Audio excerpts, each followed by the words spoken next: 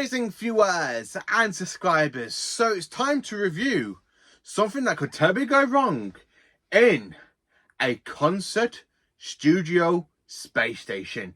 What could I possibly be reviewing apart from Doctor Who, the Interstellar Song Competition? Let's get into it.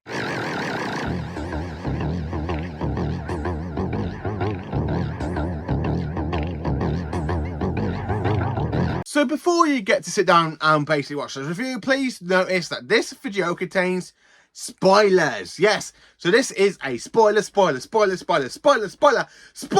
warning for you all. If you haven't seen the episode and you are complete and utter biped species, then please go away and come back after you've watched today's episode of Doctor Who, because this review contains spoilers, and I do not want to have it on my conscience that I am ruining it for you all. If you haven't seen the episode, then go and live that normal pathetic human life with your beans on toast, and leave the cool awesome stuff to us Doctor Who fans. That's all I'm saying. So let's say the time arises in the middle of an Interstellar song competition, a bit like Eurovision. Now, I haven't watched Eurovision because I don't think it's my cup of tea. I need to sit down and watch it next year, I think. But I'm not 100% certain how I feel about it. So anyway, it's a bit like Eurovision, but it's done with a Doctor Who twist. Yeah, so we kind of have the entire whole competition being took over by Kit. Not Kit from Knight Rider, the talking car, but Kit, an alien from the Poppy planet. Now, I absolutely love Kit. He's a really great villain in a way. And of course, we meet his sister. And of course, the Doctor becomes androids. Now, the one thing about this that really has me kind of shocked is where you see the Doctor get flinged into the middle of space. Now, the one thing I absolutely love is that we see the return of the red sonic screwdriver. So the sonic screwdriver we see basically during the Devil's Chord, Joy to the World and stuff, this Sonic made a reappearance in today's episode of Doctor Who, which is like, yes, which I absolutely did enjoy. There are some other little bits of callback, I have to say. I like the fact when the Doctor's there trying to use the Vindicator to try and get a fixed pot on 24th of May, 2025. So when he's there, and of course, who else is in the queue watching the Doctor but Mrs. Flood? And she becomes a big part of it later on.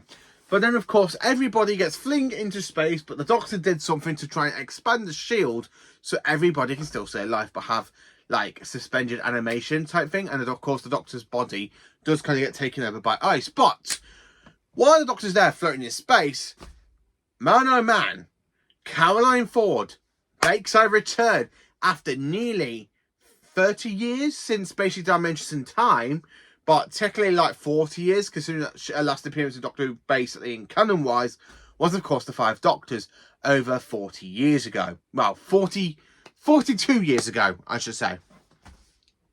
Because that episode aired in 1983, and we are in 2025. So yeah, basically 42 years ago, basically Susan last made her appearance in Doctor Who. Now, I absolutely loved Caroline Ford, where she's there literally inside the TARDIS, but it's like a psychic clips. Now, we have seen the Doctor have these psychic clips before. We've seen it in basically a majority of classic Who stories, and it's just like, yep, I really like that. So when Susan, aka Caroline Ford, basically came onto the screen, I absolutely had a proper fanboy moment, because I love classic Who, and if you bring in a classic Who actress or actor, I'm going to have a proper meltdown. And I am to say that I actually did had a tiny little bit of a meltdown when I saw the episode. It's like, I absolutely loved it. So then, of course, I like the bit when the Doctor uses the space can to get back into the space station, because that gives me like Four to Doomsday type vibes, when the Doctor is using a cricket ball to basically hit into the spaceship, like you see, to give him that thrust to get into the TARDIS when Tegan tried to do something a little bit stupid. Now, I absolutely love the fact how we saw a point in a companion where she thinks the Doctor's gone because he's got pulled into space, and she's there having this kind of like meltdown sort of thing. It's really nice to see a companion have that meltdown, because normally we see the companion kind of like, oh, don't worry, everything's going to be fine, everything's going to be fine, I travel with the Doctor, where this one she's having a proper meltdown. My mum and dad's not going to see me again, like, oh no, that bloody blah. So yeah, I did enjoy the episode. I honestly have to say, I absolutely loved the episode. But when the Doctor gets back into the space station, and here's the thing about it, I love the dark side to the 15th Doctor. The dark side of the 15th Doctor.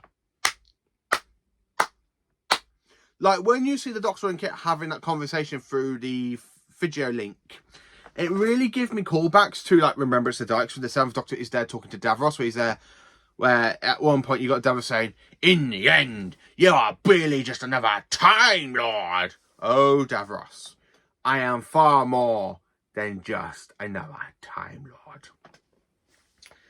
I really got callbacks to, like, the 7th Doctor and Davros, where he's there talking to Kit, where the Doctor's there saying, like, "You have put in a frozen piece of ice in my heart, and that ice is going to stay with me forever." And of course, I like the anger side of the Doctor as well. Sorry. I absolutely love the dark side of the 15th Doctor, like where he uses the hologram and he's there torturing Kit over and over and over. Now, again, Susan just made a cameo in that point where she's trying to tell the Doctor, who is basically her grandfather, and you hear her say, "Grandfather, stop." And the Doctor's not really there paying attention. I like how Susan's there, literally in the Doctor's mind, and she's there trying to get the Doctor to stop from torturing because the Doctor goes too far. I love it when the Doctor goes too far. I don't know why, but Modern Who's kind of done more bits of the Doctor going a little bit too far, but Classic Who did him a lot better. So, like, basically, there's some stuff in Classic Who where the Doctor is a little bit out of place, and of course, the companions there to put him back into place. But I mean, Modern Who, it happens quite a lot. I think in Classic Who it happens, like, not many times, but like twice. I think one was in Colin Baker's era, and the other one was in was it John Pertwee or was it Tom Baker's era? I need to rewatch. I'm going to rewatch all the Classic Who at some point. Even though my brain's like, yeah, you know, I love Classic Who. But yeah, I love how the Doctor goes too far in this episode. He's there torturing Kit, and he's there properly torturing by using the glove to basically make the holographic to make him torture him. So anyway, when Belinda comes in and the Doctor realises he has gone too far, he actually does have... I just know how the Doctor realises. And then, of course, they do watch the rest of the song competition, and then they find that the TARDIS there. So when the Doctor literally tries to get back to Earth on the 24th of May, 2025, so basically next Saturday, what happens to TARDIS apart from having all the cloister bells? Now, when I hear the sound of the cloister bells, I observe it because the cloister bells were first used way back in 1981 in Legopolis. So I absolutely love the fact how I heard the cloister, like the cloister sound, like the cloister bells. And then, of course, the TARDIS doors blow off. And then, of course, we get into a title sequence, into the actual credits bit. But then, of course, we cut to a little post-credit scene where basically we see Mrs. Flood come out of being basically frozen. And she's there going, "Is he gone?" And then you got these two people looking at her like, "What? Is the Doctor gone?" "Well, we think so." And of course she goes, "Good, so it can happen."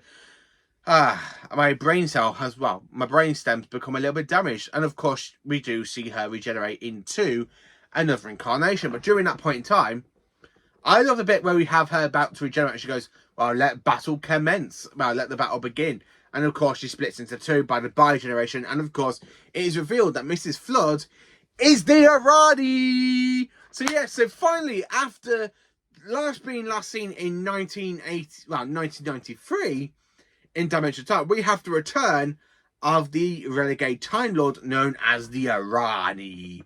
Now, the Arani made a debut back in 1985 in, of course, the Mark of the Arani, where I actually went to the film location of that story. And then, of course, she returned 2 years later in Time and Arani. And, of course, her last, basically, Doctor Who appearance was in Dimensions in Time, where they did that horrible crossover with EastEnders.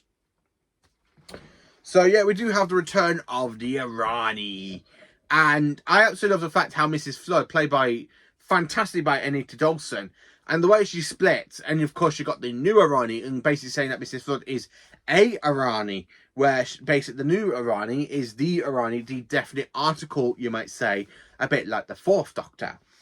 And then of course you get to the credits. Now, I absolutely am looking forward to the next episode of Doctor Who, which is The Wishing Well.